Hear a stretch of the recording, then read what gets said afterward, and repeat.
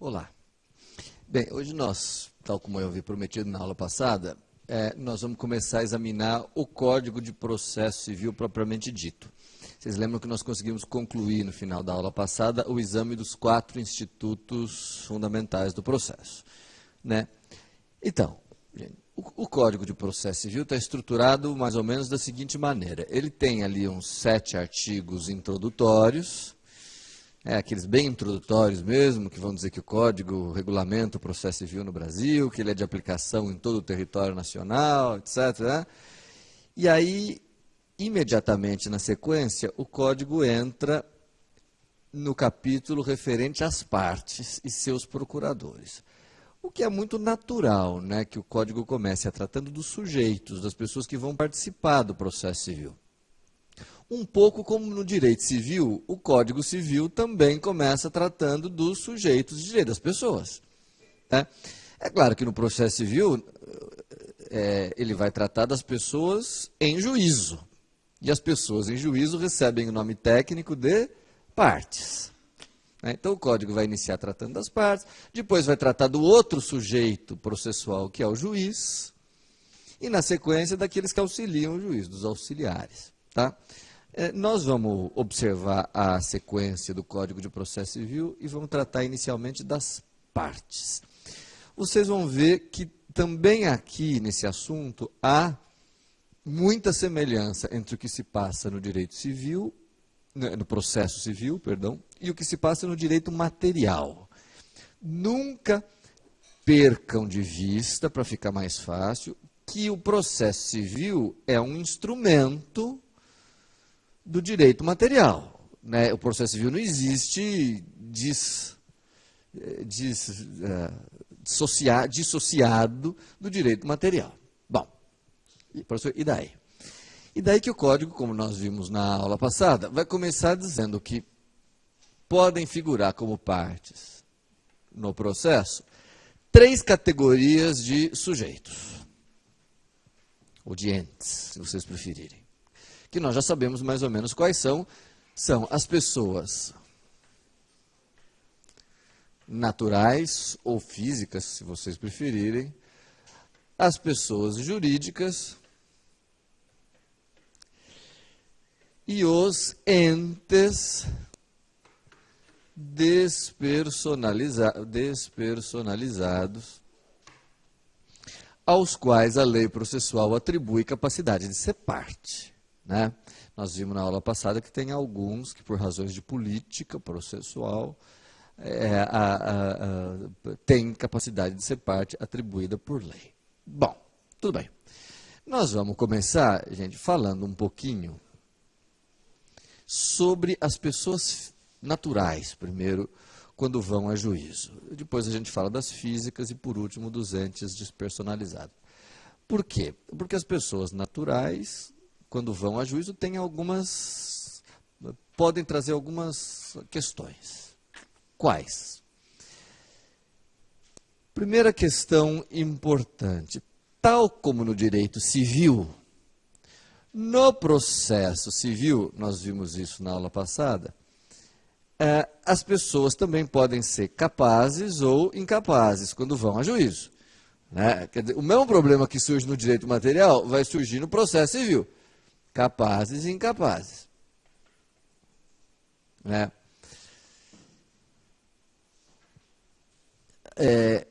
O que significa dizer, é perfeitamente possível que a parte no processo seja uma pessoa física incapaz, desprovida, portanto, de capacidade, que no processo civil chama-se capacidade processual. Lembram-se que nós estudamos na aula passada, que é a possibilidade de ir a juízo sem ser representado ou assistido. Então, Se uma pessoa física é desprovida de capacidade processual, se ela é processualmente incapaz, ela também tem que vir no processo civil representada ou assistida, não é? Representada ou assistida, conforme o grau de incapacidade. Se ela for absolutamente incapaz, terá de ser representada. Se for relativamente incapaz, terá que ser assistida. Vejam que há uma perfeita correspondência entre o que acontece no processo civil e o que acontece no direito civil. Tá? Professor, e no processo a pessoa será representada ou assistida por quem? A resposta é a mesma sistemática do direito civil. Se a incapacidade pode ter, digamos assim, deixa eu pôr aqui. Vocês sabem que a incapacidade, ela pode ter, digamos assim, por causa a menoridade ou outras causas, não é assim? Quer dizer, a pessoa pode ser incapaz porque é menor, e aí essa incapacidade é automática, ela decorre automaticamente da condição de menor. Basta juntar uma certidão de nascimento ou um RG para que a incapacidade fique provada, ou ela pode provir de outras causas. Isto é, existem situações em que a pessoa é maior, mas existem causas, problemas mentais, dificuldades de compreensão, etc., que tornem essa pessoa, apesar de maior, incapaz. Caso em que esta pessoa tem que ser interditada. Né? Então, essas outras causas têm que ser demonstradas num processo de interdição. Então, estou falando tudo isso meio rápido, gente, porque é mais ou menos igual no direito civil, só transportando aqui para o processo. Pois muito bem, se a incapacidade processual provém de menoridade, se é um menor que está em juízo, ele será representado ou assistido normalmente por seus pais. Claro, pais. São os representantes legais, em regra, do menor. Professor, no processo civil, é preciso que ele venha representado por ambos. Fulano de tal, 13 anos de idade, representado pelo pai e pela mãe, precisa disso? Não.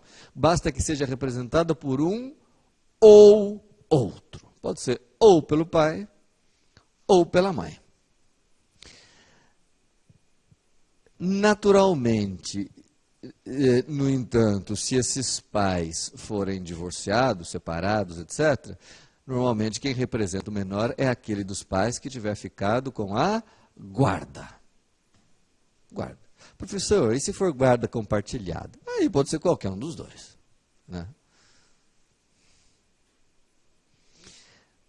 Senhores advogados, e se o menor não tem pais? Ou tem, mas esses pais foram destituídos do poder familiar. Antigo pátrio poder, atual poder familiar. Bom, aí o menor não pode ser representado por eles. Né? Bom, se eles morreram, evidentemente que não. E se eles perderam o poder familiar, também não.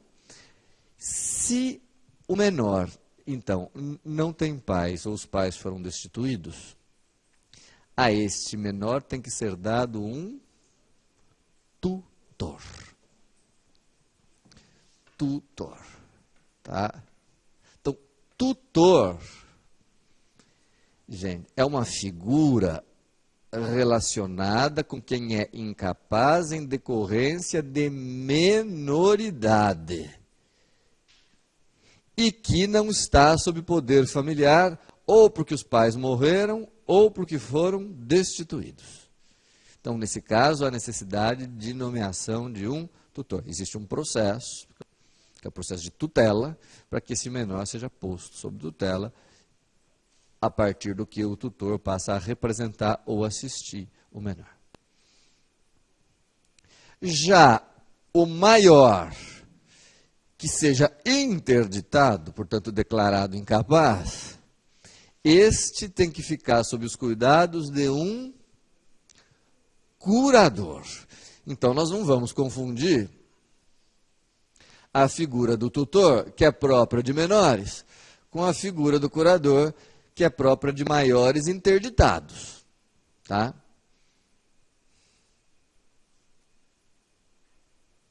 Aí vem aquelas perguntas, né? Professor, mas e se for uma criança louca? Nem sei se existe essa categoria, mas enfim.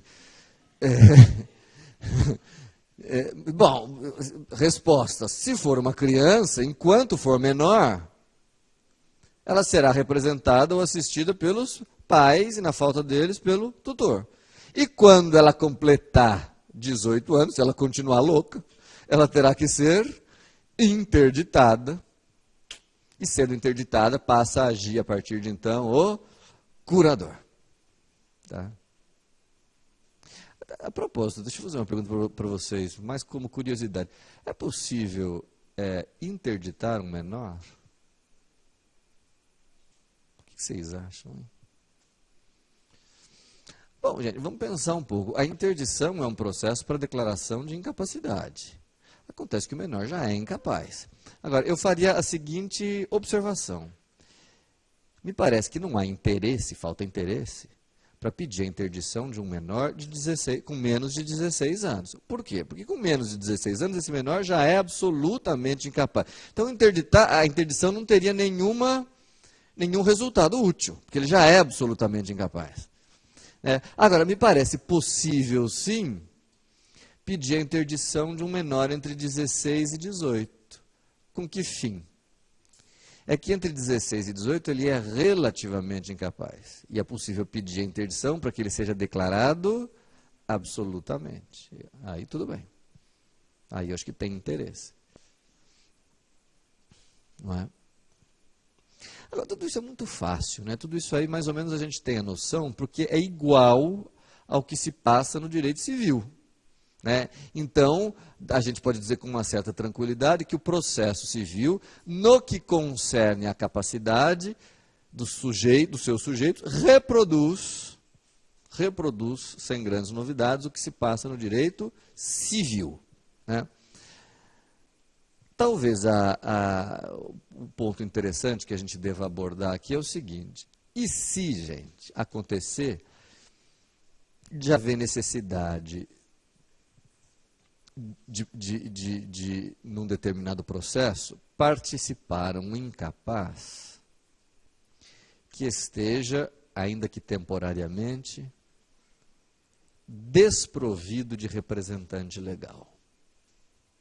Vejam só, todo incapaz tem que ter um representante, não tem dúvida. Se for menor, pais ou tutor. Se for interditado, tem que ter o curador.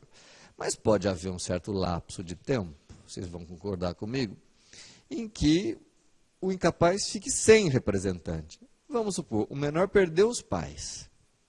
Acabou de perder os pais. Bom, então a ele tem que ser dado um tutor. Mas pode demorar um pouco, alguns meses, até encontrar alguém, até ter o processo de tutela, etc. E imaginem que seja necessário que o menor participe de uma determinada ação, justamente nesse intervalo, em que ele está sem representante. Como que a gente resolve isso? O menor será, neste processo, representado por quem? Se ele não tem pai, nem tutor ou curador. Vocês entenderam a pergunta?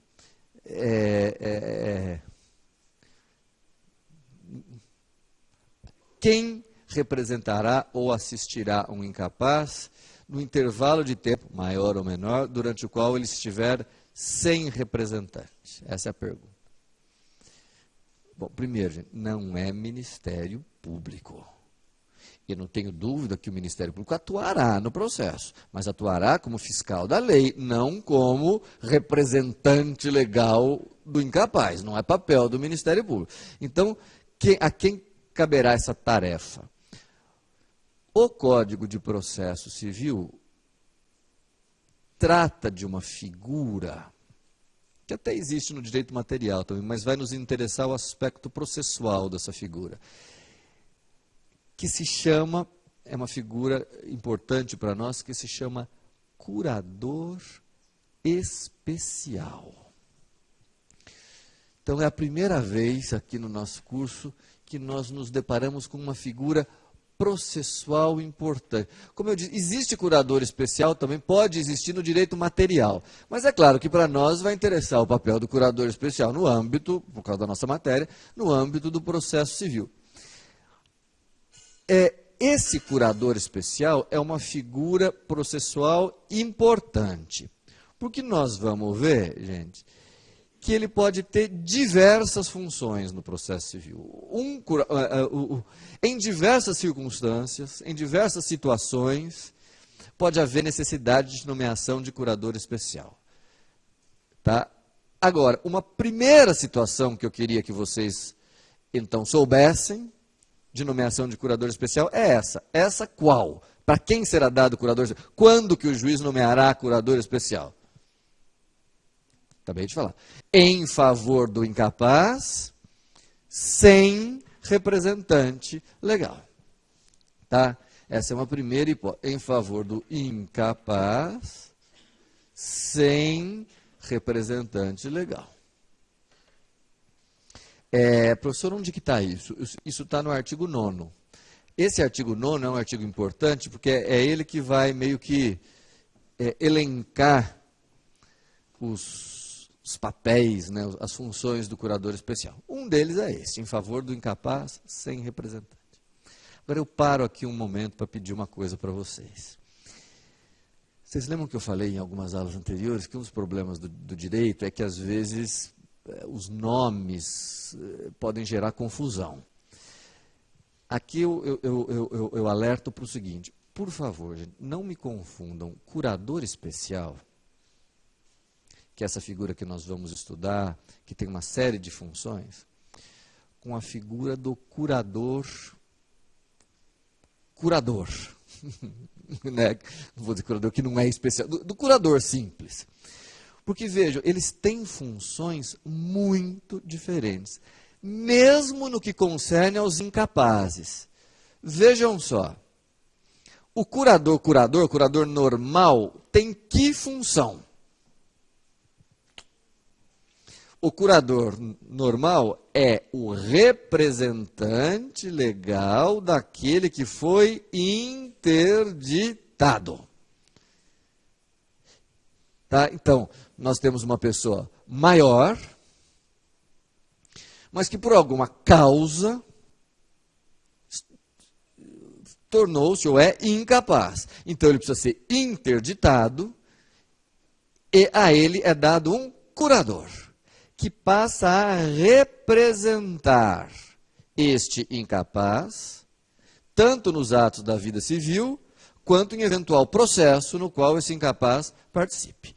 Vejam que esse curador tem um papel amplo em benefício do incapaz. Ele representa o incapaz, representa ou assiste, né, dependendo do grau de incapacidade, em todos os atos, tanto civis quanto processuais.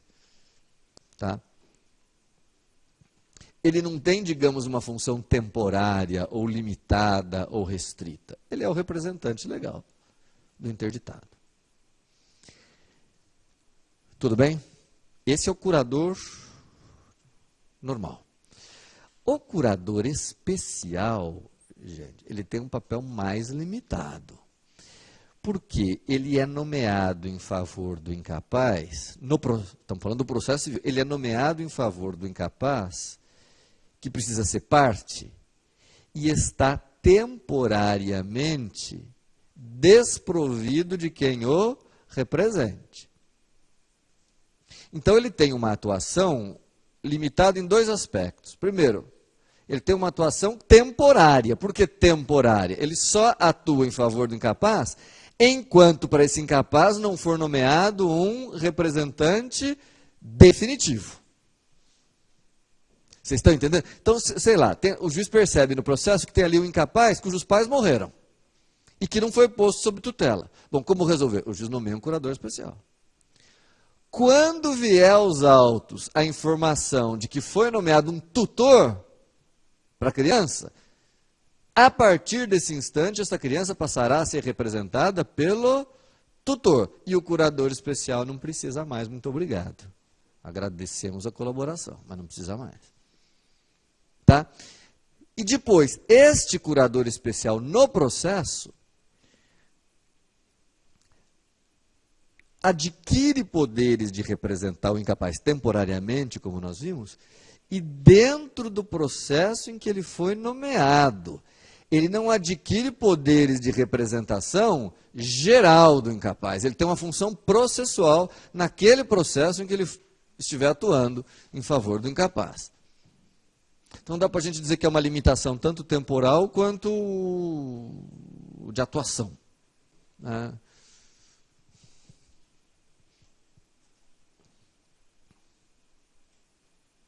Mas deu para acompanhar? Então, vocês não me vão confundir mais curador normal, curador, com curador especial. Tá? Agora, por outro lado, o curador especial, essa figura chamada curador especial, é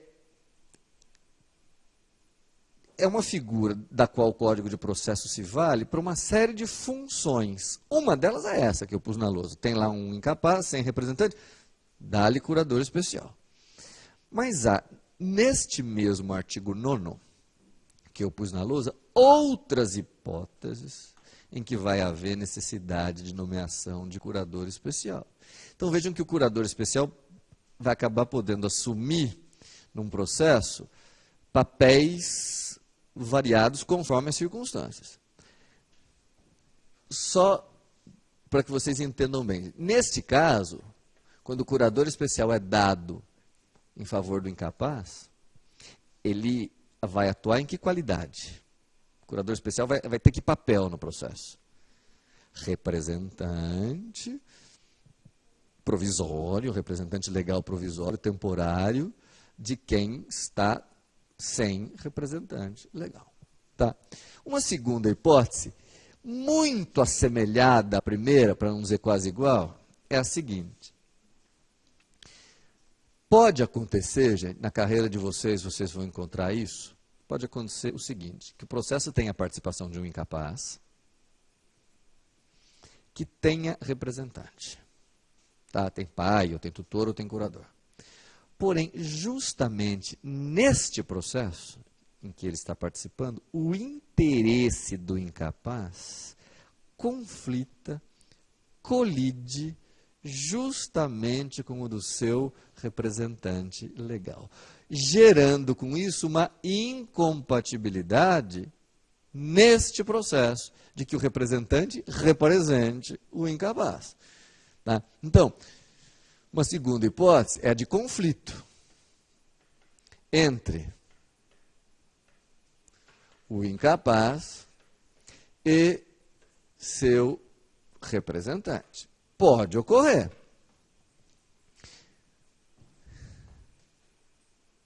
Bom, e aí, professor? Bom, e aí que neste processo em que há o conflito, especificamente nesse processo, será dado ao incapaz um curador especial. Esse eu acho um exemplo bom, porque deixa muito evidente como o papel do curador especial é restrito. Vejam, o curador especial vai representar o incapaz só no processo em que há conflito de interesse. Nos demais atos da vida do incapaz, ele continua sendo representado pelo seu representante normal. Mas no processo em que há conflito de interesses, é preciso nomear curador especial, até para assegurar a boa representação do incapaz. Tá?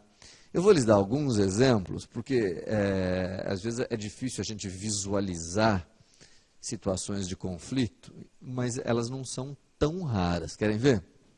Acho que dois bons exemplos que eu tiro assim, de situações práticas são as seguintes. Imagine um casal, ABC, um casal, que tenha 3 filhos, C, D e E. Né? Isso é um fato com uma situação concreta. Então, o casal tinha 3 filhos. Um tinha 21,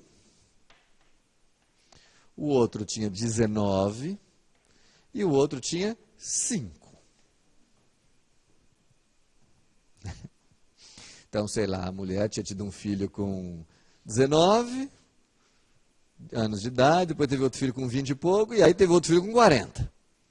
Tá? A famosa raspa de tacho. Então, estavam lá os 3, tal, se dando bem, tal. Num determinado momento, esse primeiro aqui, o mais velho, resolveu casar, e os pais quiseram vender para o filho mais velho, que tinha um dinheirinho guardado, um terreno. Então, vão prestando atenção. Então, tratava-se de uma venda de ascendente para descendente. Algum problema nisso, senhores advogados? Pode haver venda, sem querer entrar muito no direito civil, mas pode haver venda de ascendente para descendente? Pode, mas tem uma restrição, digamos assim. É que justamente para não haver burla na distribuição da herança, burla na preservação da legítima, quando os pais, ou quando o ascendente vende para o descendente, é preciso que os demais descendentes consintam, concordem. Né? Ora, se os pais, então, queriam vender para este, era preciso colher o consentimento de D e de E. De D foi fácil. Foi só ele ir lá no cartório e assinar a escritura dizendo que consentia. Só que temos um problema. O terceiro descendente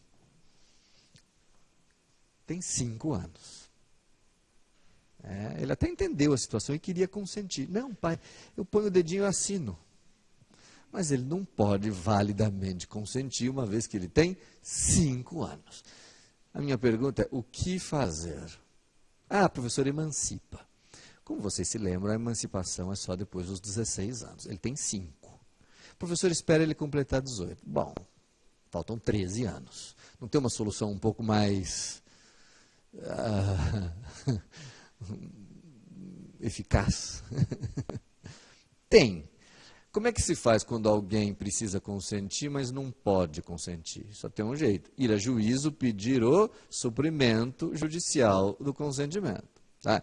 Então, era preciso ingressar em juízo contra o menor E, pedindo ao juiz que suprisse o seu consentimento. Agora, quem que precisa pedir o suprimento? A quem interessa o negócio? Quem que estava participando da negociação? Os pais, A, B e o filho C. Esses na condição de vendedores e esse na condição de comprador. Então, nós temos uma ação de suprimento de consentimento proposta por A, B e C contra E. Acontece que E tem 5 anos, o que significa que no processo ele precisa ser representado ou assistido. Ocorre que quem são os seus representantes legais? Os pais, A e B. Mas como é que os pais podem ser representantes legais dele? Se os pais figuram no polo oposto da ação. Clássico caso de conflito de interesse. Agora, como é que fica a situação do menino?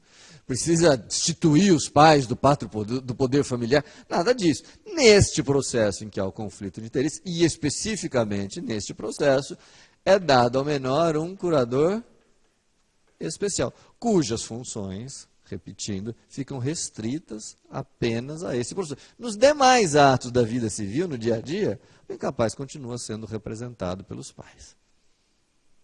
Tranquilo, né? Assim, não é um dos casos mais interessantes, estou fazendo um parênteses rápido aqui, um dos casos mais interessantes de conflito de interesse que eu vi, o caso concreto, foi o seguinte, eu conto rapidamente.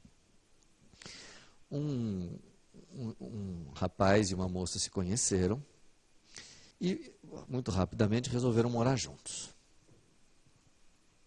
Né? Não oficializaram, assim, não casaram, mas foram morar juntos e também, muito rapidamente, a moça engravidou. Bom, felizes da vida, estavam todos de acordo. A criança nasceu. Aí, quando a criança nasceu, o que aconteceu? A mãe e o pai foram juntos registrar. Por que o pai precisou ir junto? Porque, como eles não eram casados, não tem a presunção de paternidade. Então o pai precisa reconhecer, mas ele foi lá e reconheceu, o que significa que esse filho então ficou registrado em nome da mãe e do pai, certo? 5 anos depois, a situação era outra. Clima péssimo, brigas, acusações, etc. Né? O tempo passou. E, num determinado momento, eles brigaram, romperam e ele saiu de casa. Nossa, finalmente, vai embora, tchau, aquela coisa toda. Mas entre idas e vindas, ele voltou, depois foi embora de novo, etc. A moça engravidou pela 2ª vez. E a criança nasceu. Quando ela nasceu, o pai disse: eu não reconheço. Não sei o que você andou fazendo, não tenho mais confiança. Eu não reconheço. A mulher ficou, vocês podem imaginar, furiosa. E foi atrás de um advogado, foi num escritório, contratar alguém para promover, em favor da criança, naturalmente, uma ação de investigação de paternidade, que o pai não reconheceu. Só que também demorou um pouco até ir no escritório, contratar honorário, enfim, antes da propositura da ação, o suposto pai sofreu um acidente de moto e morreu. A vida como ela é. Bom, eu pergunto a vocês, ainda cabe, é interessante a gente abordar algumas questões, ainda cabe ação de investigação de paternidade? Sim ou não? Sim, o professor já morreu. Eu sei, mas a criança quer ter o nome do pai ali no registro, uma série de circunstâncias, até para disputar a herança, enfim. Agora, contra quem?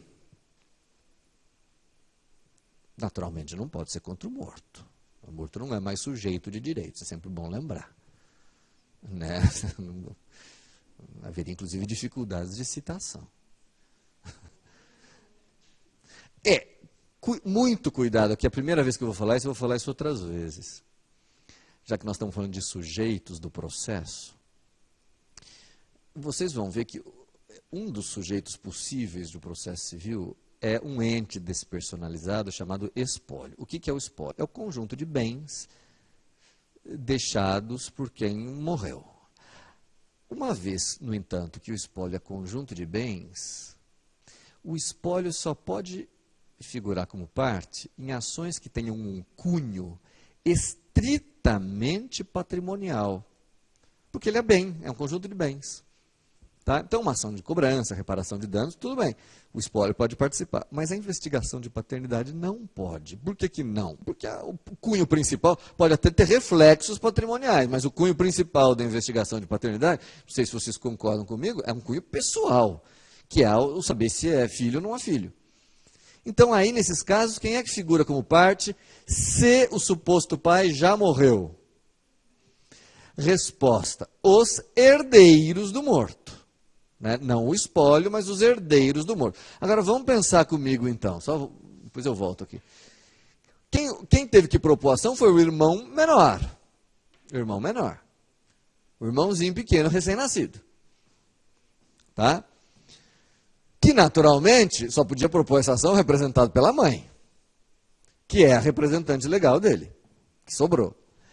A investigação de paternidade seria contra o suposto pai, mas tendo o suposto pai já morrido, quem era o herdeiro do suposto pai?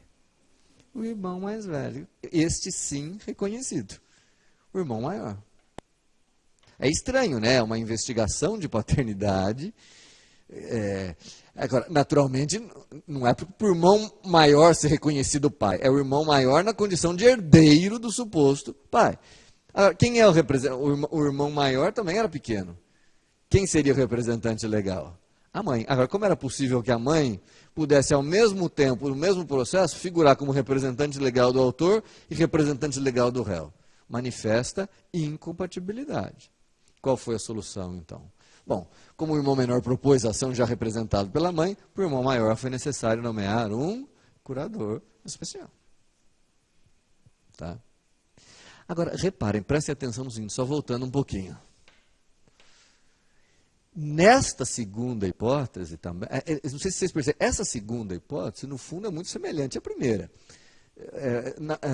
Na primeira, o incapaz não tem representante, precisa nomear curador especial. Na segunda hipótese, o incapaz tem representante, mas naquele processo não tem, por causa do conflito de interesse. Então, o curador especial é nomeado também nessa segunda hipótese, com que papel? Ele atuará em que função? Representante legal do incapaz naquele processo, em que o representante normal não pode atuar diante da existência do conflito. Certo? Então, reparem aqui uma coisa muito importante, gente, porque daqui a pouco eu vou usar isso. Nessas duas primeiras hipóteses, o curador especial não atua como advogado. O curador especial não atua como, sei lá o quê, o curador especial atua como representante legal, como se fosse uma espécie de pai, tutor ou curador ad hoc ali, temporário naquele processo. Né, como uma espécie de representante legal temporário. Tudo bem? Por que eu estou falando isso? Porque agora nós vamos estudar uma terceira hipótese em que há necessidade de nomeação de curador especial. Antes de falar dela, no entanto, reparem no seguinte, olhem para cá um minuto.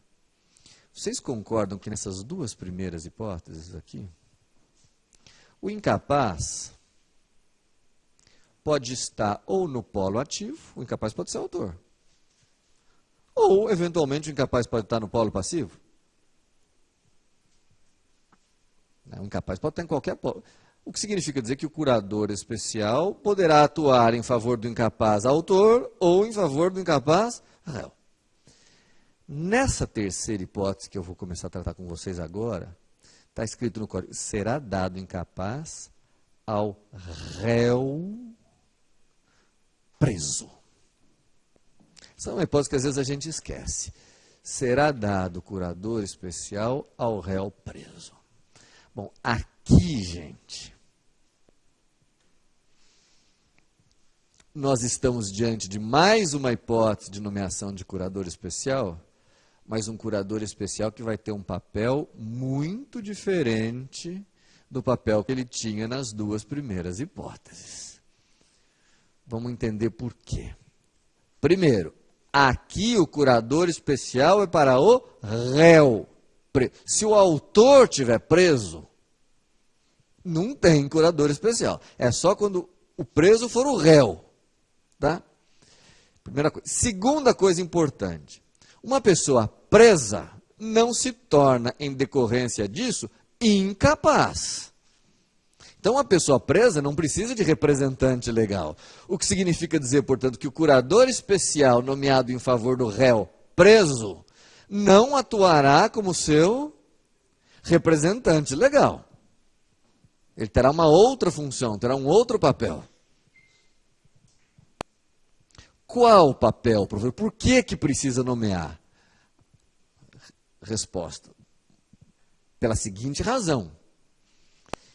É que, se o réu está preso, ainda que ele seja maior, capaz, não precisa ser representado e nem assistido, em razão da circunstância da prisão, pode ser que ele não consiga se defender adequadamente, porque preso ele não tem, às vezes, condições de contratar o advogado ou ir atrás da sua defesa, etc, etc, diante da restrição da liberdade que ele sofre. Tá? Então, qual que é a preocupação? Como é que esse réu vai se defender? Como é que ele vai contestar? Como é que ele vai, se ele está preso? Como é que ele vai contratar advogado? Então, vem o Código de Processo Civil e diz, não, a esse réu preso será dado curador especial, cujo papel, agora prestem bem atenção no que eu vou dizer, veja se vocês entendem, cujo papel não será de representante, uma espécie de pai ou tutor, mas sim será o papel de defender, de defensor.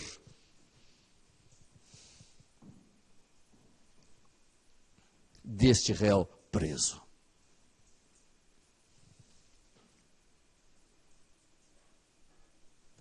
Portanto, nessa terceira hipótese, a nomeação desse curador especial está estritamente associada à observância do princípio constitucional do contraditório e ampla defesa. Certo? Diferentemente da hipótese do inciso 1 e 2, que era para proteção do incapaz. Tá? Então, agora tem que ser um curador especial que possa defender o réu. E, nesse imediato momento, já surge uma controvérsia que eu tenho que colocar para vocês, que é a seguinte: se esse curador especial é nomeado para defender o réu que está preso, surge a seguinte pergunta: será que é preciso mesmo nomeá-lo? Se o réu, apesar de preso, constituir um advogado do seu gosto que o defenda adequadamente? Vocês entenderam a pergunta? Quer dizer, porque, do jeito que está escrito na lei, está escrito assim: será dado curador especial ao réu preso. Ponto. Do jeito que está escrito, dá a impressão que precisa sempre. Quer dizer, por uma interpretação mais gramatical, mais literal, precisa. Porque está escrito: será dado curador especial ao réu preso. Agora, por outro lado, numa interpretação talvez mais teleológica, mais finalista, se o papel do curador especial é defender o réu, mas esse réu constituiu um advogado que já o está defendendo, será que precisa?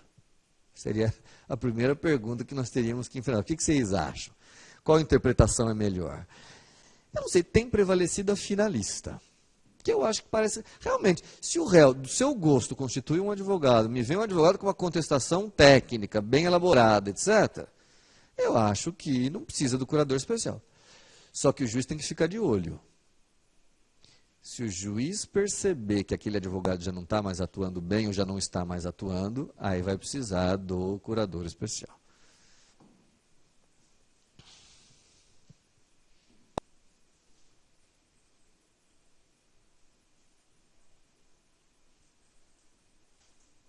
Tá?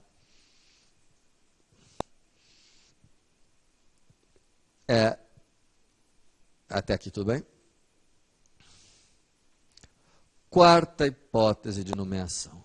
Gente, olha que interessante. Até aqui, nós estudamos 3 hipóteses, né? 2 em que o curador especial serve de representante, uma que o curador especial serve de defensor, mas nenhuma dessas 3 hipóteses, vocês vão convir comigo, é assim uma coisa super comum. Não é todo dia que a gente encontra um incapaz sem representante, ou esse conflito, ou réu preso. Agora, essa quarta hipótese é a mais comum de nomeação de curador especial. Qual é, hein? Qual é a hipótese mais comum no processo civil brasileiro em que há necessidade de nomeá-lo? É o curador especial em favor do réu, revel, citado fictamente. Réu, revel, citado fictamente.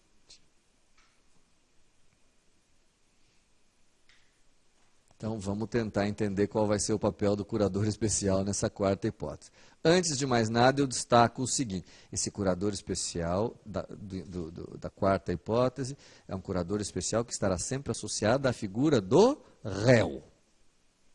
Até porque só o réu é citado, né? O autor não é citado.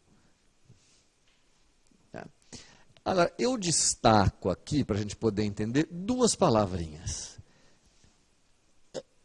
Precisa ser um réu revel e precisa ter sido citado fictamente.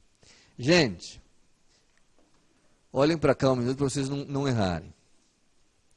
Se o réu foi citado por meios concretos e não fictos, isto é, se o réu foi citado por oficial de justiça, ou citado por carta com aviso de recebimento, mesmo que ele fique revel, não precisa nomear curador especial.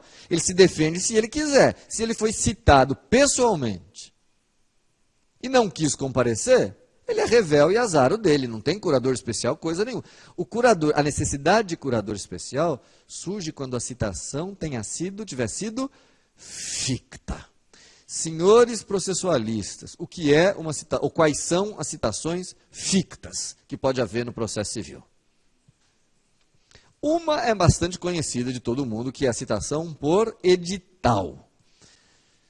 Vou por aqui embaixo, não sei. Edital. Por que esta é uma citação ficta? Porque ela não é feita com a entrega da petição inicial ao réu, mas sim com a publicação no Diário Oficial e às vezes na imprensa do edital. Dá para ter certeza absoluta que o réu de fato leu? Não, a gente acredita que leu, mas por isso que se chama citação ficta. Tá? E qual é? Cuidado, porque geralmente a gente lembra do edital e acaba esquecendo que tem uma segunda hipótese de citação ficta, que é qual? A citação com hora certa, que é diferente da citação por edital, mas é ficta também, que é aquela em que o oficial de justiça, a citação com hora certa é uma citação feita por oficial de justiça, desconfia, por razões que ele vai explicar, desconfia que o réu está se ocultando para fugir à citação. Então, o oficial tem lá uma série de regrinhas, o oficial tem que ir algumas vezes procurar o réu, e se ele desconfia que o réu está se ocultando, ele faz a citação com hora certa, que é o seguinte: encontrar alguém da família ou alguém próximo, para quem o oficial de justiça faz um alerta, um aviso. Olha, amanhã eu vou voltar aqui, avise o réu. Porque se ele não estiver aqui, ele será citado com hora certa. Por que ela é uma citação ficta também? Porque ela não é feita para o réu, ela é feita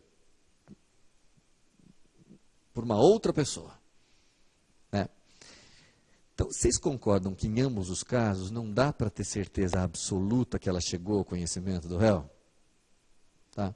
Agora, reparem no seguinte: não basta que a citação seja ficta.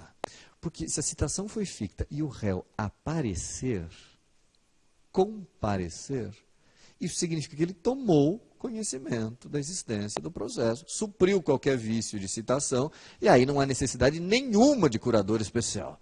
Só vai haver necessidade de nomeação de curador especial quando houver a conjugação desses dois requisitos: que a citação seja ficta e que o réu permaneça revel. Porque aí há um forte indício, talvez, de que ele não tenha sabido de fato da existência do processo. Ele foi citado fictamente. E, além disso, ele ficou revel. Aí há necessidade de nomeação de curador especial.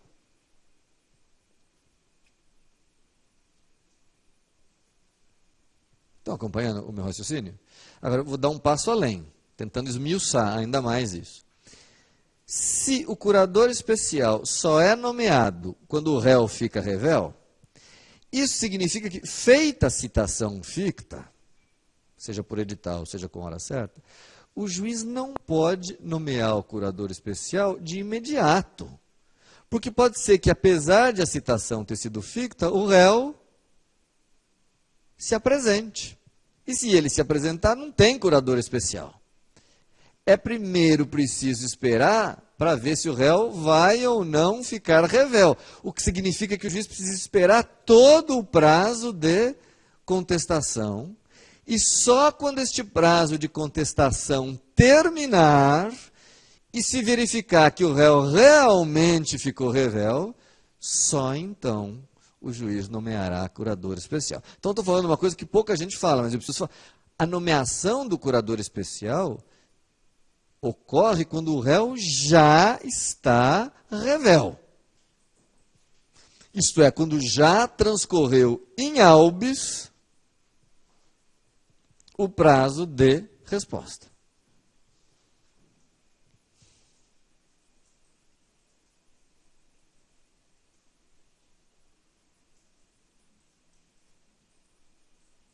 Tudo bem?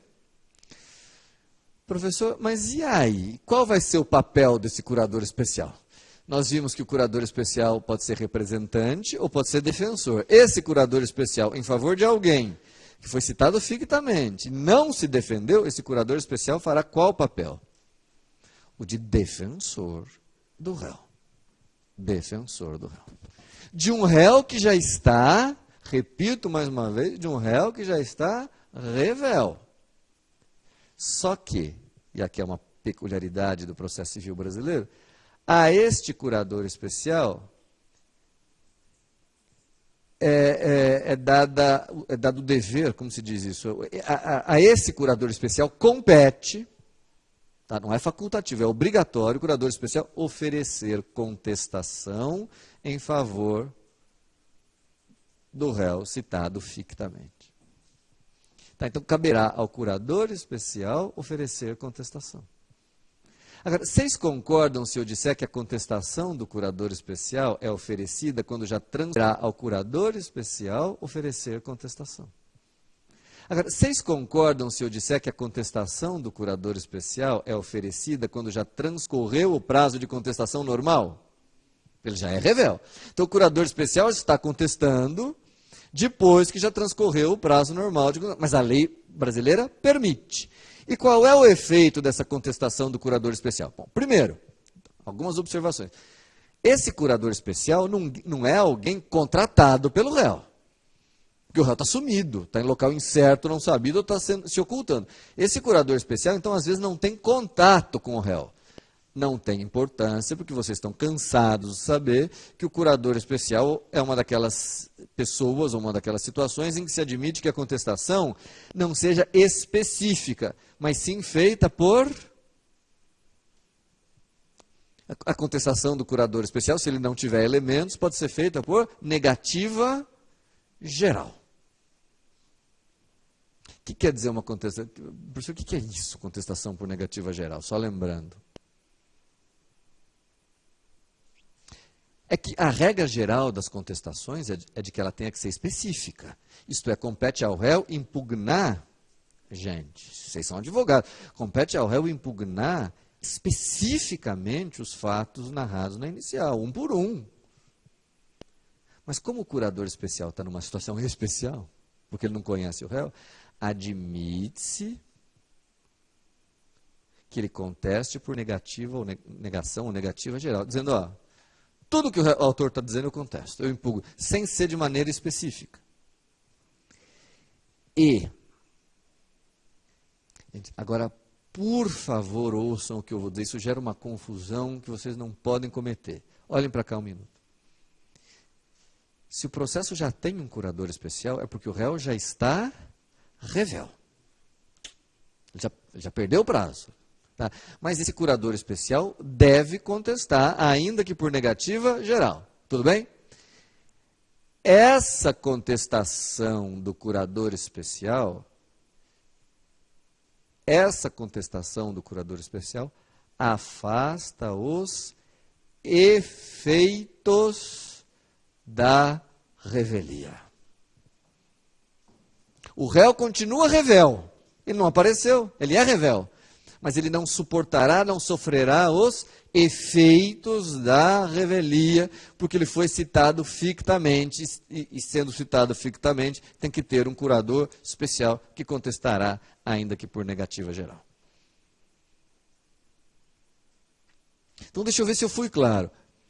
Este réu, auxiliado pelo curador especial, ele é revel.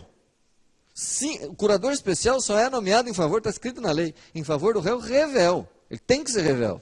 Agora, ele sofre os efeitos da revelia, sobretudo o mais importante, que é a presunção de veracidade dos fatos narrados no inicial.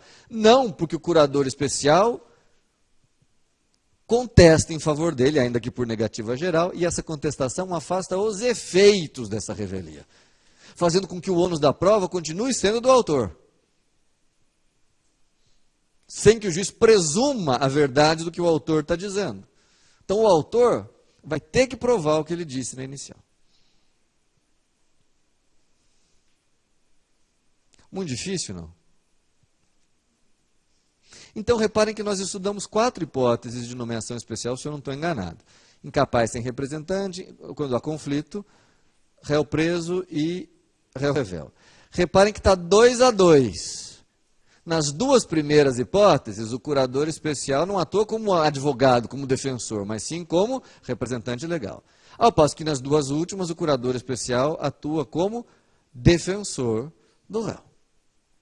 Estamos indo bem. Tá? Essas são as 4 hipóteses de nomeação de curador especial previstas no Código. Só se vocês quiserem ter um quadro completo, hoje em dia, gente, deixa eu só apagar aqui. Hoje em dia tem até uma 5ª hipótese de nomeação de curador especial que não está prevista no Código de Processo Civil, mas numa lei especial, que eu só vou mencionar aqui, só para vocês terem o quadro completo, é o curador especial em favor do idoso. O que vem previsto na Lei 8.842 de 94. É uma lei especial que diz que em favor do idoso será dado curador especial.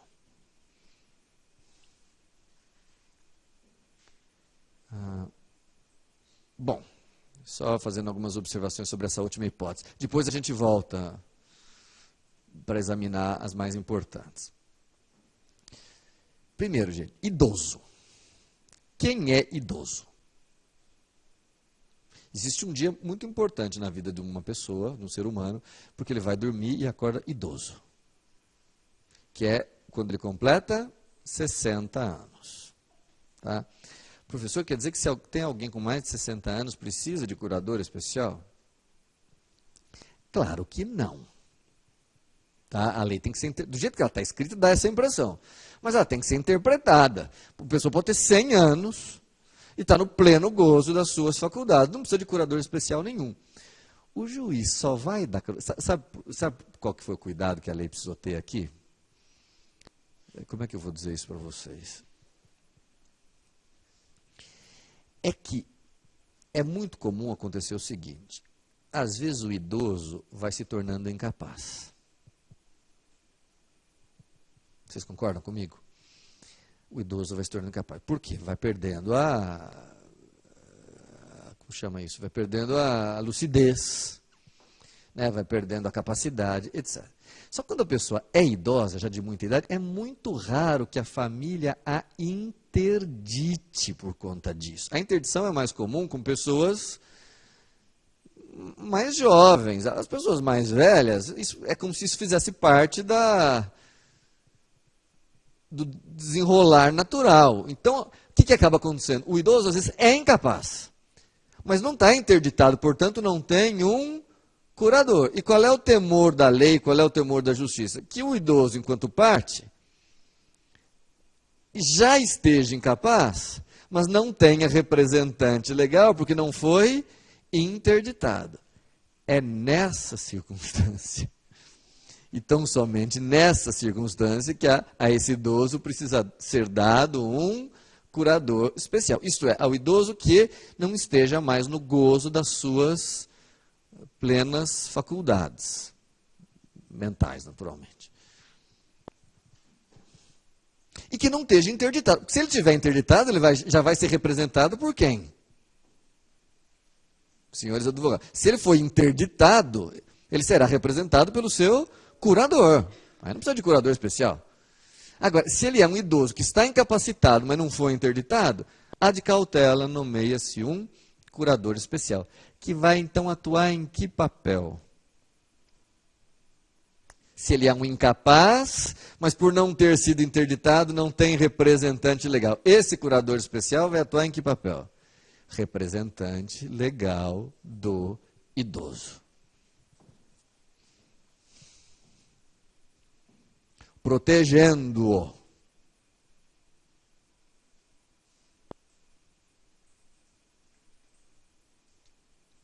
Então eu pergunto, mesmo que esse idoso tenha advogado, precisa desse curador especial? Resposta, precisa, porque o papel desse curador especial não é de advogado. O papel desse curador especial é de representante do idoso. Até para poder pedir contas do próprio advogado, eventualmente. Né, para proteger o idoso.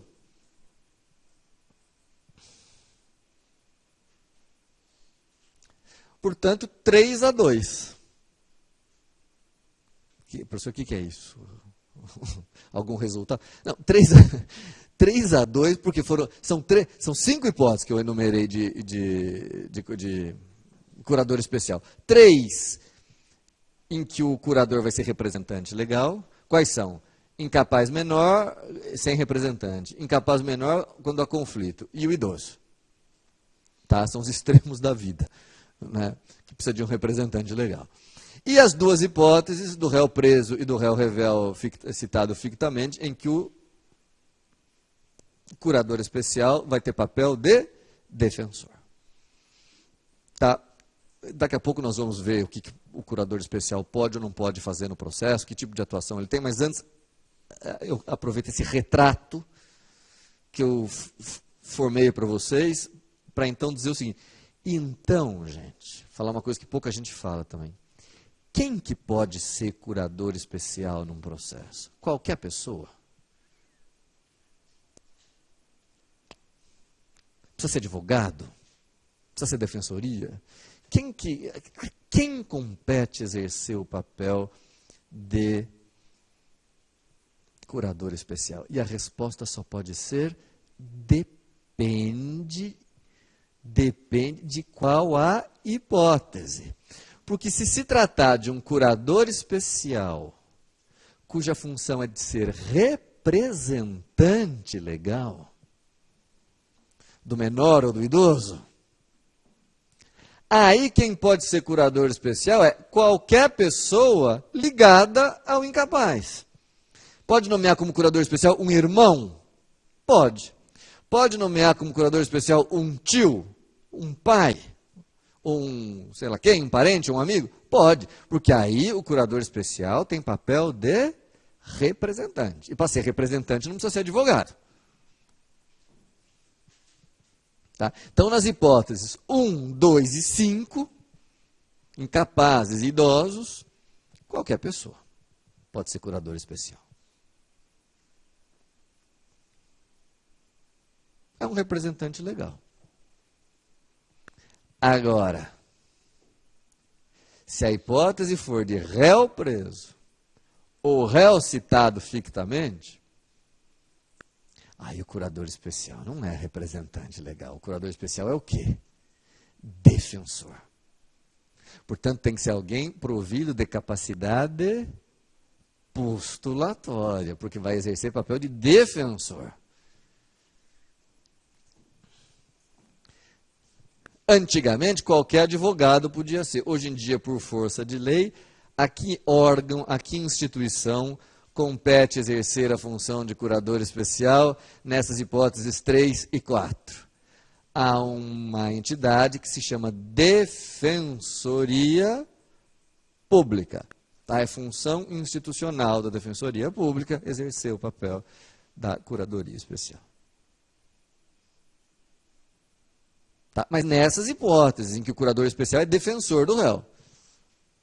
Tá? Aí é defensoria, como o nome diz, defensoria pública. Tá? Defensoria onde não tem defensoria pública. Se tiver procuradoria do Estado, vocês sabem que onde não tem defensoria pública é a PAJ que faz às vezes. Tá? Mas onde tiver defensoria é ela. Tranquilo, né? Assim, onde eu quero me deter com vocês? Claro, vocês já devem estar imaginando, nas hipóteses 3 e 4. Porque nas hipóteses 1, 2 e 5, mais uma vez eu repito, o papel do curador especial é o papel que teria qualquer pai, tutor ou curador, papel de representante. O que eu quero saber é que poderes tem o curador especial nas hipóteses 3 e, sobretudo, a 4, que é a mais comum. Tá? Qual é o papel do curador especial? Vamos botar aqui, curador especial... Defensor, curador especial, defensor, vai, para vocês saberem bem, não representante, mas defensor. Qual é o papel dele? O que ele faz no processo civil? Primeiro, vocês sabem que ele só atua em favor do réu, né? Primeira observação óbvia. Ele é defensor do réu. Segundo, ele é defensor. Né? Ele não é, enfim, ele é defensor. Portanto, o papel dele é defender este réu. E nesta qualidade, nomeado curador especial, qual é o primeiro ato processual que ele deve realizar? Não estou dizendo que ele pode realizar, eu estou dizendo que ele tem que realizar sob pena de ser destituído.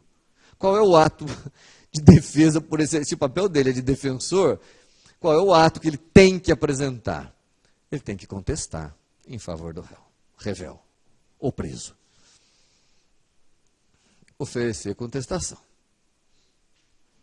Se ele tiver elementos de defesa específicos, porque lendo ali ele viu que tem uma nulidade ou descobriu alguma coisa, ele apresenta. Se não, vocês sabem que ele pode contestar por negativa geral. Pergunta importante, ele pode se valer daquelas exceções rituais que nós estudamos recentemente, que servem para alegar incompetência relativa do juízo ou impedimento e suspeição do juiz? Sim ou não? Pergunta se isso se insere no âmbito de defesa do réu? Sim. Está protegendo o réu contra um juízo incompetente ou um juiz impedido ou suspeito. Claro que pode. E deve, se tiver nessa circunstância. Se o valor da causa estiver errado, ele pode oferecer impugnação ao valor da causa? Claro que pode.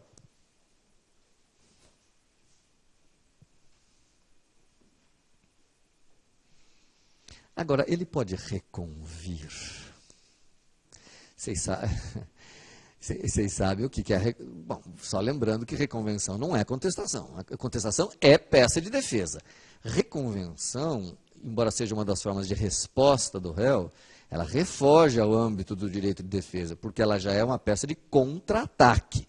É o réu que se vale da reconvenção para pedir alguma coisa contra o autor. Pode o curador especial ajuizar a reconvenção? E a resposta só pode ser não. E por que que não? Gente, o papel do curador especial, repito mais uma vez, é defensivo. Tudo que tiver no âmbito do direito de defesa está nas suas atribuições. Agora, a reconvenção não está no âmbito da defesa, ela já está no âmbito do ataque. E aí o curador especial não tem procuração do réu. Não foi constituído pelo réu. Tá? Então, não. Reconvenção, não. Tá? Pode o curador especial arrolar testemunhas? Se tiver elementos e nomes, claro que pode.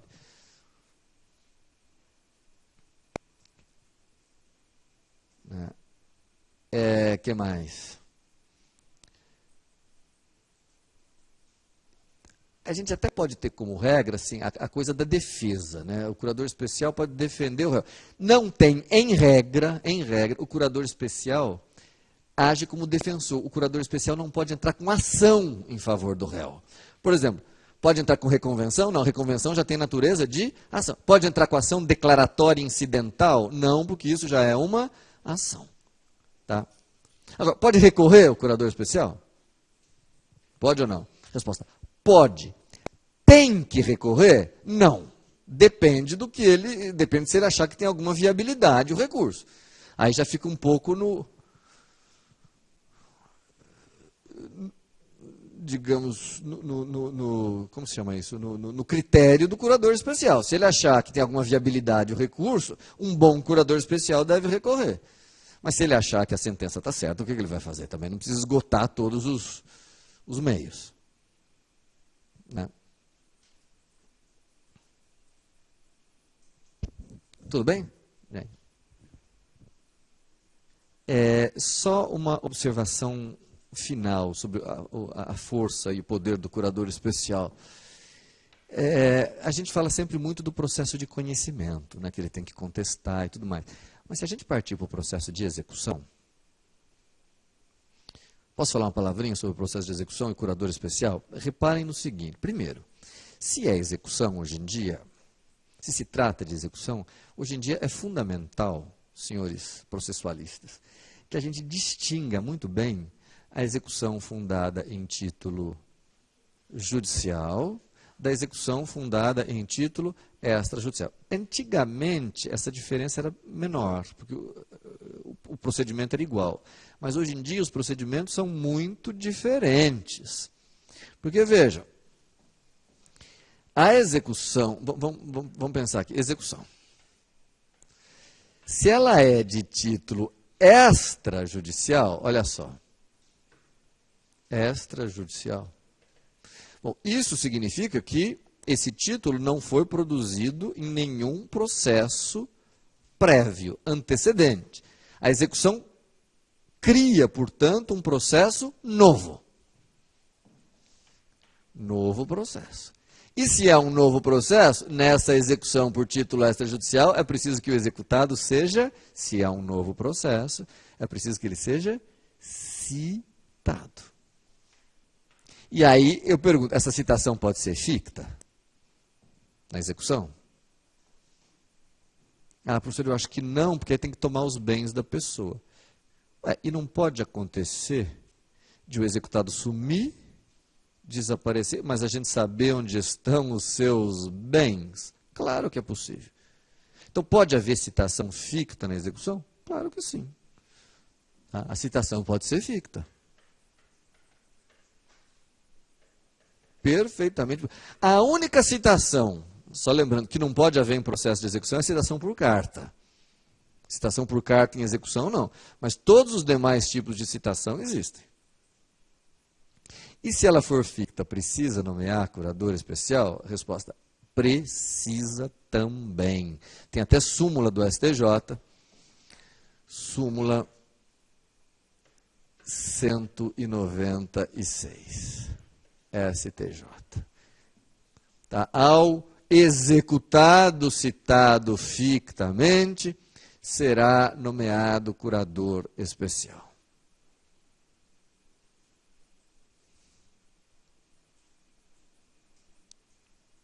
E aí vem a pergunta mais importante. Se o processo é de conhecimento, nós vimos que esse curador especial tem que fazer o quê mesmo? Tem que contestar. E se ele não tiver elementos? Ele contesta por negativa geral. Agora, se nós estamos diante de uma execução de título extrajudicial, o mecanismo de defesa não é a contestação. Isto sim, não se preocupe, nós não aprendemos isso ainda mais para frente, vamos aprender. Mas se a execução é por título extrajudicial, o mecanismo de defesa são os embargos. A minha pergunta é, se o executado tivesse sido citado fictamente, tivesse sido nomeado curador especial, esse curador especial pode oferecer embargos? Tem legitimidade, como chama isso? Tem poderes para oferecer embargos? Tem. Bom, aliás, se não tivesse, para que ele seria nomeado? Tem poderes para embargar. Tá? Então, ele pode oferecer embargos em favor do executado. Só que aqui a pergunta é mais complicada, gente. A pergunta é, ele é obrigado a oferecer embargos, mesmo que ele não tenha elementos? Porque aí vai surgir a seguinte pergunta. Se ele não tiver elementos, ele vai fazer como? Ele vai embargar por negativa geral? Só que os embargos são diferentes da contestação. Os embargos têm natureza jurídica de ação. Nós vamos ter uma ação cuja causa de pedir será uma negativa geral? Olha, respondendo. Vocês entenderam a pergunta? Mais importante é isso. Entenderam a pergunta? Então, a resposta é: o entendimento predominante é citado fictamente, o executado, o juiz nomeia curador especial. Esse curador especial vai dar uma analisada.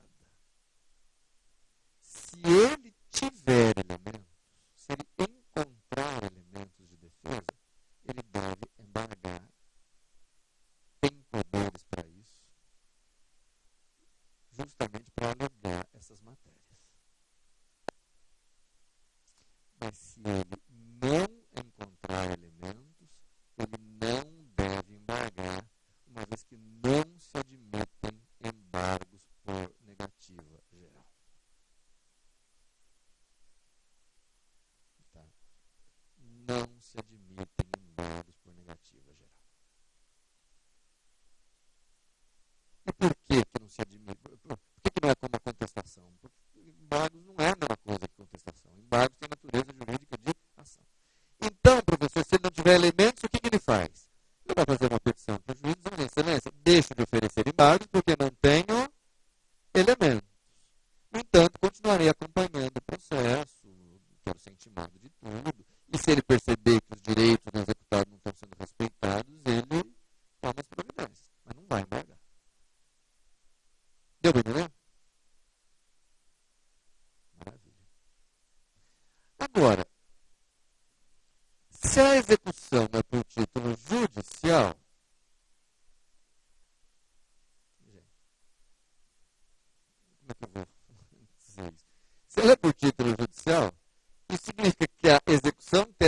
precedida de um processo de conhecimento, no qual o título se constituiu. E vocês já estão cansados de saber, isso foi falado milhões de vezes nos últimos 5, 10 anos, que, neste caso, a execução não constituirá um novo processo, mas tão somente uma fase superveniente, subsequente, que o código denomina fase de cumprimento de sentença. Então, nós vamos ter aqui o processo, aqui se formou o título, a sentença, e aqui nós vamos ter a fase de cumprimento. Se é só uma fase, isso significa que o réu aqui não precisará ser citado. Ele terá sido citado somente na fase de conhecimento. E se ele foi citado fictamente aqui, aqui atrás é que já terá sido nomeado o curador especial. Curador especial esse que continuará atuando, inclusive na fase de cumprimento de sentença. Tá? Então, o curador especial que já foi nomeado lá atrás, continua. E se tiver elementos, poderá oferecer defesa nesse tipo de execução? Sim ou não? Sim, só que a defesa aí não se chama nem contestação, nem embargos. Como é que se chama a defesa que se pode apresentar na fase de cumprimento de sentença? Impugnação. Tá? Se o curador especial tiver elementos, ele oferece impugnação.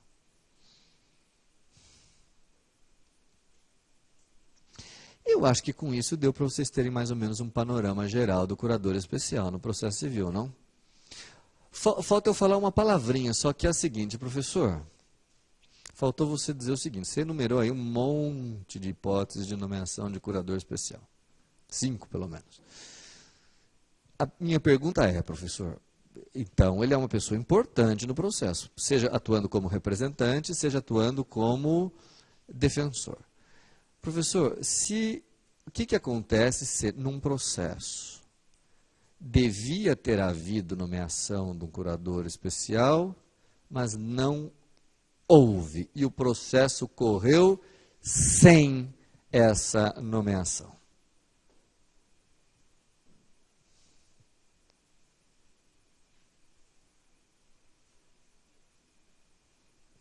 Qual vai ser a consequência?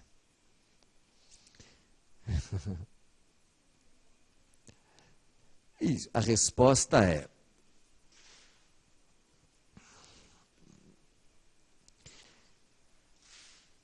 o entendimento predominante é de que se não houve nomeação de curador especial, vamos pegar primeiro a hipótese do representante. Se o curador especial era um representante, isso significa então que se não foi nomeado curador incapaz, não foi nomeado curador especial para o incapaz, então nós teríamos no processo um incapaz sem representante. Portanto, alguém desprovido de capacidade processual. Capacidade processual essa que nós estudamos na aula passada é um dos pressupostos processuais de validade, o que significa que o processo será nulo. Permitindo, portanto, até mesmo o ajuizamento da ação rescisória. E, por extensão, a doutrina vem entendendo que a mesma coisa acontece no caso da falta de curador especial defensor. O processo é nulo. Só que vejam como o processo civil é curioso. Vocês concordam que o curador especial sempre atua em favor de alguém? Ou do incapaz ou do réu. O entendimento absolutamente predominante é que não haverá nulidade se a pessoa em favor de quem o curador especial deveria intervir e não interveio, for vitorioso na causa. Porque aí a falta do curador especial não terá trazido nenhum prejuízo. Então é uma nulidade, a falta de curador especial gera nulidade. Nulidade que pode ensejar até mesmo ação rescisória. Estamos de acordo.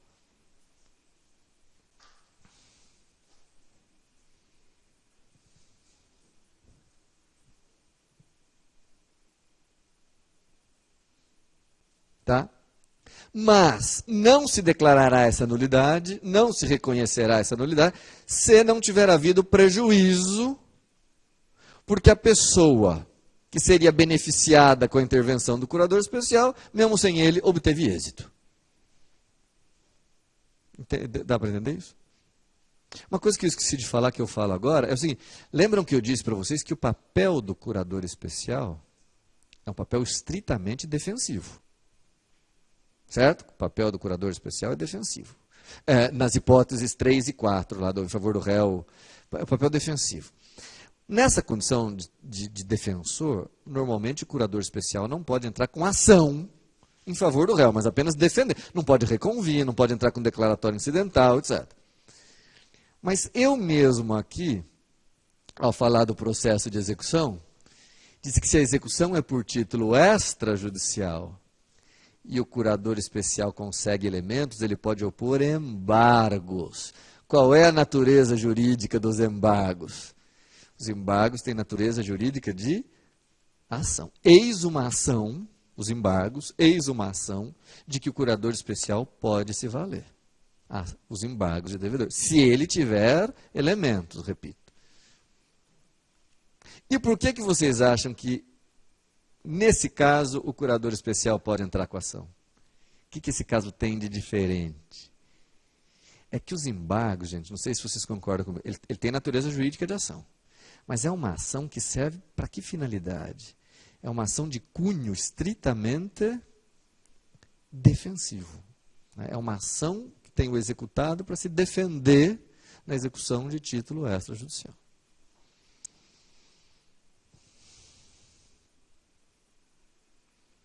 Bom, falei do curador especial.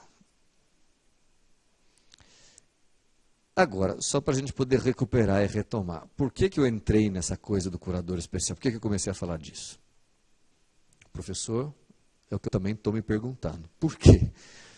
Porque, vocês lembram, nós começamos a falar que tem capacidade de ser parte as pessoas físicas, as pessoas jurídicas e os entes despersonalizados. Aí eu comecei a falar das pessoas físicas. E ao falar das pessoas físicas, nós entramos no tema dos incapazes, e dos incapazes nós passamos para o curador especial. Antes de passar para as pessoas jurídicas, eu quero falar ainda das pessoas físicas, das pessoas naturais, numa situação particular, específica. Eu quero falar das pessoas físicas casadas, o problema da capacidade das pessoas físicas casadas, quando vão a juízo propor um tipo específico de ação. Então, vejam, o que eu vou falar agora é das pessoas casadas, quando vão a juízo propor um tipo de ação que a gente chama de ação que versa sobre direito real, que recai sobre bem imóvel. Tá? Então, isso que eu vou falar a partir de agora, exige essas 2 ou 3 requisitos. Que a pessoa seja casada, que a ação verse sobre direito real e que recaia sobre bem imóvel. Bom, o que seja pessoa casada, eu me dispenso de explicar. Pessoa casada é pessoa casada. Agora, ação que versa sobre direito real. O que é isso? Vocês sabem que os direitos patrimoniais no Brasil, direitos patrimoniais, são subdivididos em 2 grandes categorias. Os direitos pessoais, os contratos, etc., e os direitos reais. O professor não lembra o direito que é direito real. Infelizmente, não dá aqui para a gente examinar os direitos. Aí vocês vão ter isso é um dos livros do direito civil. Né, trata dos direitos reais, propriedade, usufruto, uso, habitação, renda constituída sobre imóveis, penhor, anticrese, hipoteca, tem lá. Quem tiver curiosidade, o artigo 1225 do Código Civil se dá ao trabalho de enumerar quais são os direitos reais no nosso ordenamento jurídico. Tá? Então, qualquer ação que verse sobre um desses direitos reais do artigo 1225 é uma ação real. E, além disso, é preciso que o objeto do direito real seja um bem imóvel, competindo também ao direito civil e não ao processo, definir o que são bens imóveis e o que são bens móveis. Então, quem quiser saber o que é um bem imóvel deve recorrer ao Código Civil. Professor, e daí? O que tem as pessoas casadas? O que acontece com uma pessoa casada quando vai participar desse tipo de ação real imobiliária? Escutem bem essa frase que eu vou dizer agora, porque ela tem inúmeras implicações. A pessoa casada, por força de lei, por força de política, também legislativa e judiciária, sofre uma restrição, pessoa casada, para propor especificamente esse tipo de ação, não outras, mas nesse tipo de ação, a pessoa casada sofre uma restrição na sua capacidade. A pessoa casada sofre uma restrição na sua capacidade para propor ações reais imobiliárias. Restrição essa que só é superada quando ela trouxer o consentimento, a anuência, a outorga do cônjuge.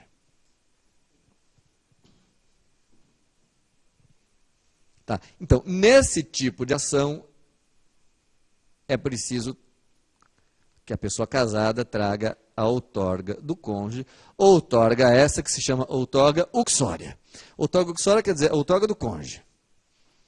Tá? Hoje em dia, curiosamente, por razões, sei lá, razões práticas, para diferenciar quando é o marido que dá a outorga, quando é a mulher, geralmente se diz que quando é mulher, chama-se outorga uxória. Quando é do marido, seria outorga marital. Tá? Mas as duas são uxórias. Né? Então, tanto faz. Outorga uxória ou marital. É claro que a marital, evidentemente, é que vem do marido. Né? Outorga mulheral não existe. Quando vem da mulher, outorga uxória. Tá? Mas são a mesma coisa. Uxória e marital, quer dizer, a forma, os requisitos são os mesmos. O que é importante que vocês gravem? Por que é necessário dar essa outorga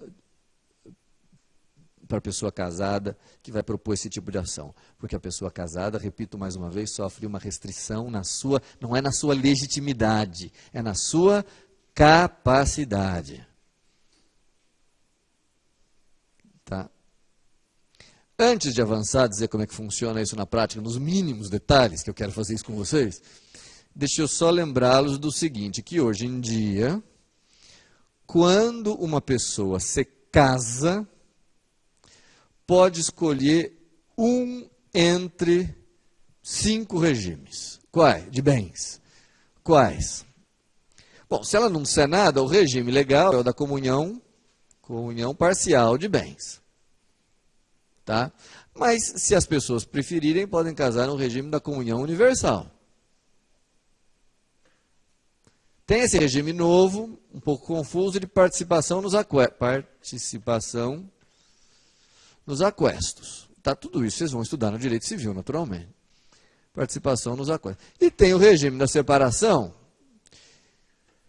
que se desdobra em 2. Tem o regime da separação legal, tem o regime da separação, em que a separação é voluntariamente escolhida pelos nubentes como regime de bens. Eles querem casar no regime da separação. É o que a gente chama de separação voluntária,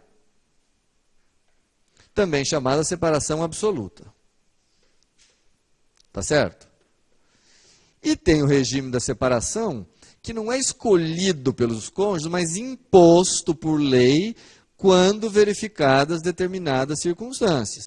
Por exemplo, quando um dos nubentes tem mais de 70 anos, quando o viúvo casa novamente sem terminar o inventário do cônjuge anterior. Tem lá uma série de situações. Nessa hipótese, como a separação é imposta e não escolhida, a gente chama de separação legal. Então, 5 regimes, todos de acordo? 1, 2, 3, 4, 5. Pois bem, será, senhores advogados, que a exigência da outorga uxória da pessoa casada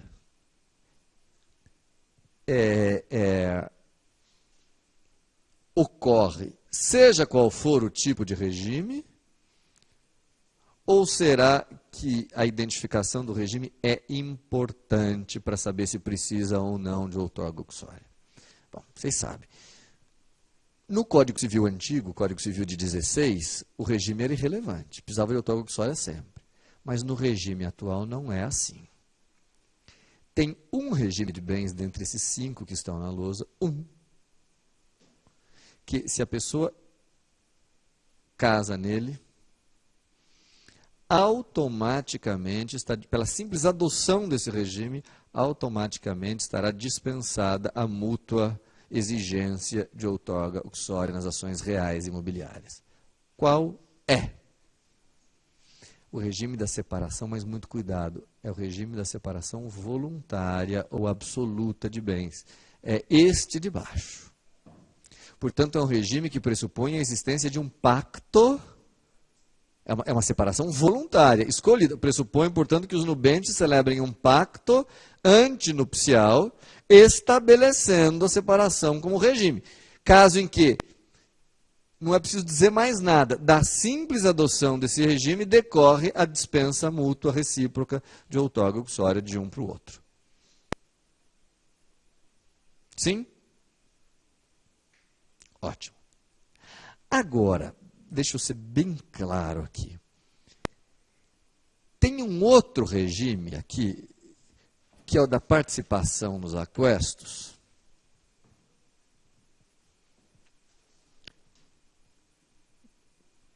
em que, adotado do simples fato de ser adotado o regime da participação nos aquestos, não decorre a dispensa. Tá? Não decorre. Não é porque casaram no regime, não é automático. Não é porque casaram no regime da participação nos aquestos que há dispensa de outorga uxória.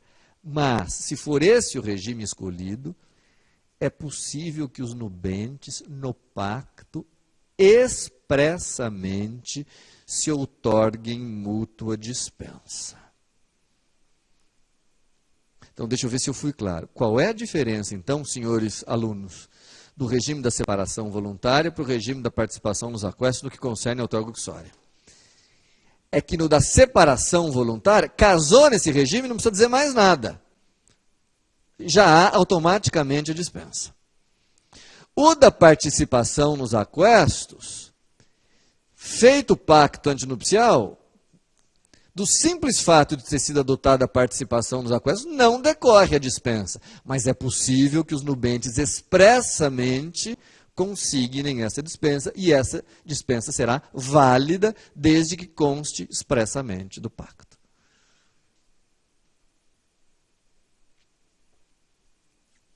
Ao passo que nos outros 3 regimes restantes, quais?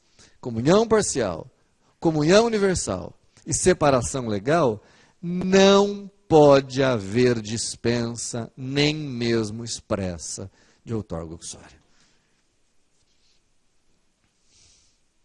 Ou seja, tem 3 hipóteses diferentes. Vocês percebem isso? Tem, primeiro, a possibilidade. Tem 3 regimes aqui em que não pode haver dispensa. Mesmo que as partes queiram, não pode haver dispensa. Quais são? Comunhão parcial, comunhão universal, separação legal. Tem um regime que a dispensa é automática, que é o da separação absoluta.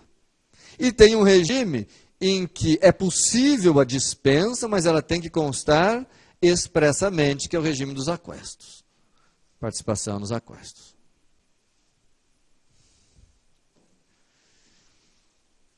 Deu para vocês entenderem? Deu para acompanhar? Até aqui?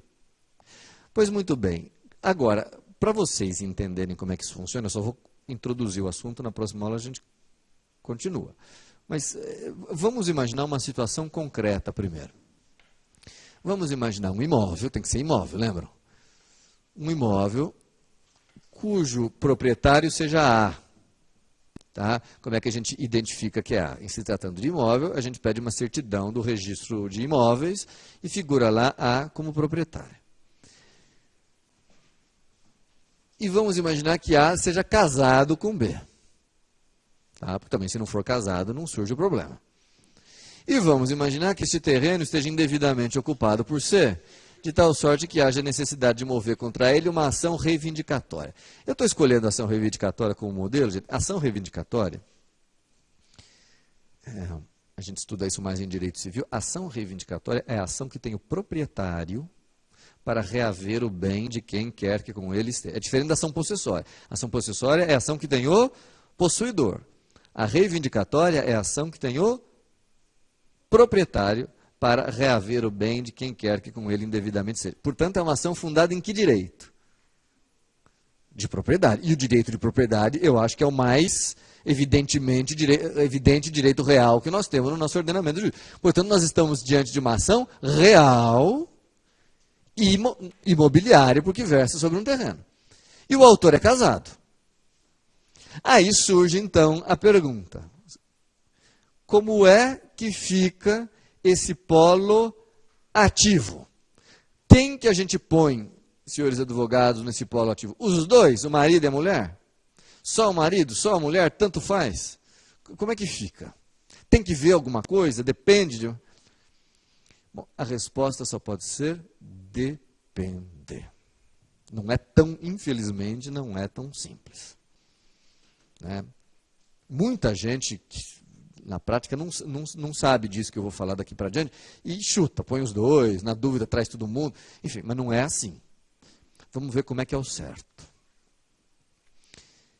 A primeira coisa que se tem que fazer é verificar se o imóvel, objeto da ação real, pertence só a um dos cônjuges ou se ele pertence a ambos. Porque vocês concordam que, seja qual for o regime de bens, seja qual for o regime, tem bens que se comunicam, tem bens que não se comunicam. No regime da comunhão universal, quase tudo se comunica. Por isso que se chama comunhão universal. Mas mesmo nesse regime pode haver algum bem que não se comunica. Por exemplo, um bem gravado com cláusula de incomunicabilidade. Tá? Por outro lado, no regime da separação, quase nada se comunica. Mas mesmo no regime da separação, se é um bem adquirido com o esforço de ambos, comum, também se comunica. Então, assim, a primeira tarefa, o primeiro trabalho é indagar: esse bem é só de um, não se comunicou, ou o bem é dos dois e se comunicou? Porque esta resposta vai influir na formação do polo passivo dessa ação. Como assim? Vejam, gente. Vamos imaginar que o bem seja só de A, seja 100% de A. E, portanto, 0% de B. Lembrem da separação que eu fiz na aula passada para vocês entre legitimidade e capacidade. Se o bem é 100% de A e 0% de B, só tem uma parte legítima aqui. Quem? Se a ação reivindicatória é a ação do dono, só tem um dono. Só quem poderá figurar como autor? A. Só A é autor. Se vocês puserem B no polo ativo, o juiz terá que considerá-lo parte ilegítimo, ele não é dono. Então, o único legitimado é A. Só que se ele for casado, salvo no regime da separação absoluta, se ele for casado, ele sofre uma restrição na sua capacidade. Restrição que só pode ser superada se ele trouxer o quê? A outorga de B. Eu vou deixar para a próxima aula, mas deixa eu só terminar a aula para dizer uma coisa importante para vocês. Vejam que o fato de B ter dado a sua outorga não transforma B, não significa que B seja coautor. Autor só tem um, legitimado só tem um, dono só tem um, é A. Mas como ele sofre uma restrição na sua capacidade, essa restrição exige que ele traga o consentimento, a anuência do cônjuge. Tudo bem? Na próxima aula, eu falo de novo disso, e a gente examina o que acontece se o bem pertencer a ambos. Mas a gente tem que deixar isso para a próxima aula, que acabou o horário. Até.